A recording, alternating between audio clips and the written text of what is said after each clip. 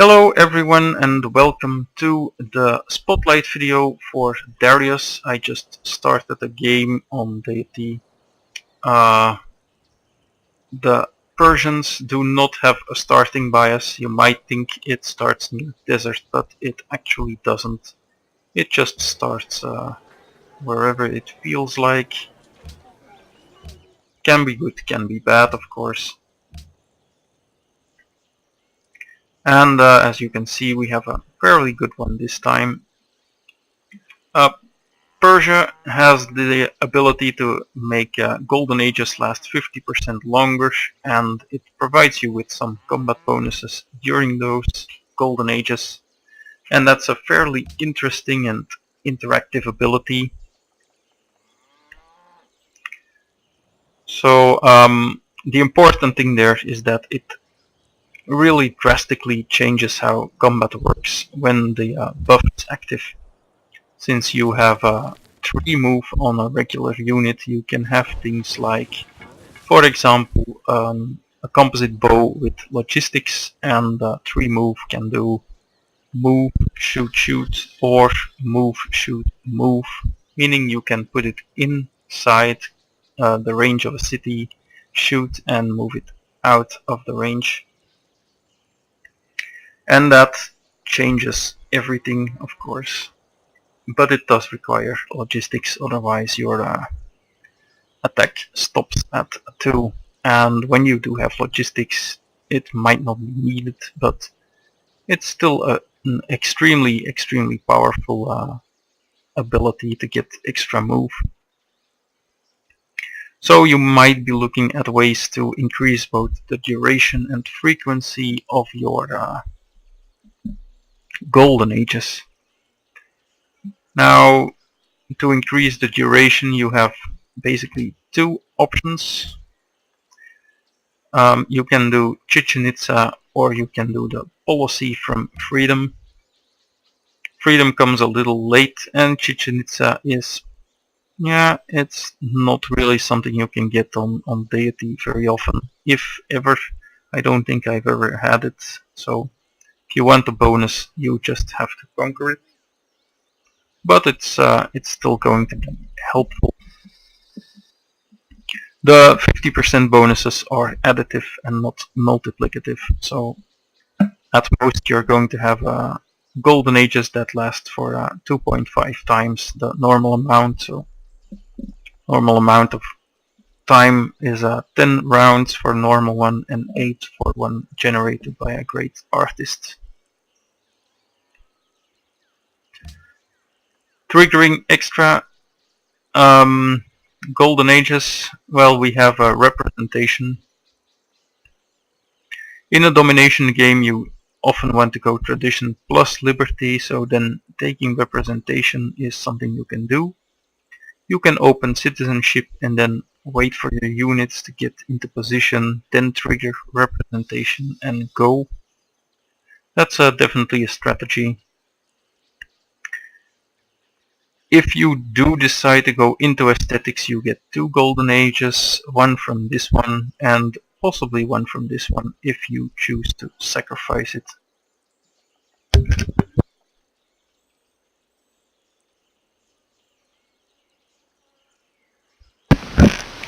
So yeah, that's a few possibilities for getting another one.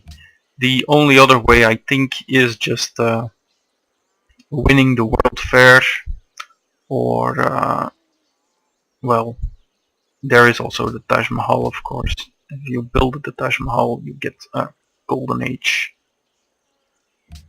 So there are a number of pretty good options, and it will definitely help you out in combat as well as with gold production and culture generation. I think, well, for me at least, that means that Persia is mostly suited as a domination civ with some possibilities for diplomacy, although it's fairly good at everything, because well, Golden Ages just help you do stuff faster, so, well, that's never a bad thing, but getting the movement bonus is definitely a very, very good thing. It really helps you do some early and mid-game conquering much easier than it is with most other civs. And it's a fairly interesting ability since getting movement is fairly unique. The other thing for our friends here is the Immortal. Immortal heals at twice the normal rate, so that's 20 outside friendly territory and 30 with a medic and 40 in friendly territory and 50 in a city, I think. So that means that your spearmen are suddenly definitely worth building if you plan on using them a lot. Upgrade them with 3 decent upgrades and get March, and you suddenly have things that can swarm over a map without ever stopping.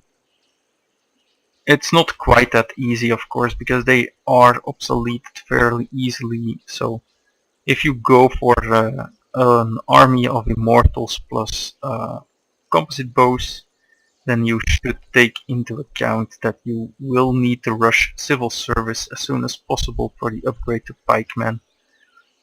They do keep their healing bonus, so you make 4 or 5 of these and then upgrade them, and they will be fairly effective, but you need to rush to the upgrade. Now that's not uncommon since civil service is popular, but that means you will always go for this route rather than the metal casting into education route, which is also a very nice thing to do, albeit less effective for science, of course, than just going civil service into education.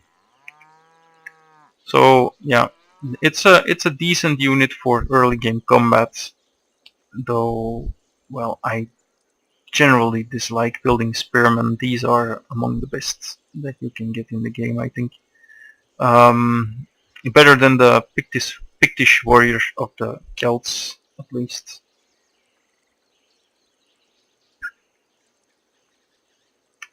The final thing that the Persians have going for them, and, well, very important, is the Satrap's Court. It's a bank that gives you 1 extra point of gold, 2 points of happiness, and it generates extra gold from trade routes. So this is another thing that makes going for domination really good, since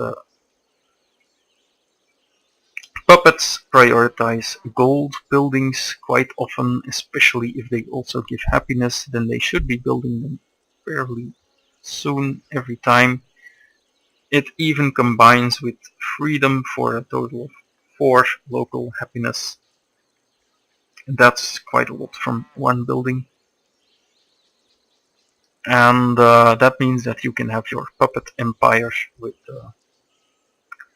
pretty big happiness bonuses on a building that's always useful no matter what. And you get extra gold, and this gold also, of course, gets multiplied by the percent increase. So yeah, this is a very good building combined with a fairly good unit combined with a very good ability, and for me that puts Persia on an 8 out of 10. Not quite as powerful as some of the other civs, since the bonuses are quite vanilla, but, well, the movement is exceptional and happiness is always good, and more golden ages is always good, so there is nothing bad about this civ. It might even be a 9, but I haven't played it enough to determine that. I have only played it once or twice, I think, And yeah, it's definitely an 8 for me.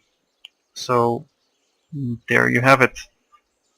I do think that making the most of this civ is a little more difficult than, say, with Poland or Korea or the Shoshone.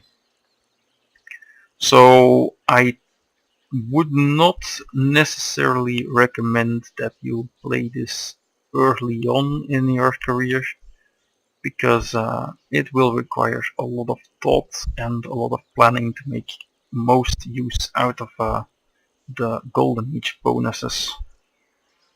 I hope this was useful to you, and see you next time.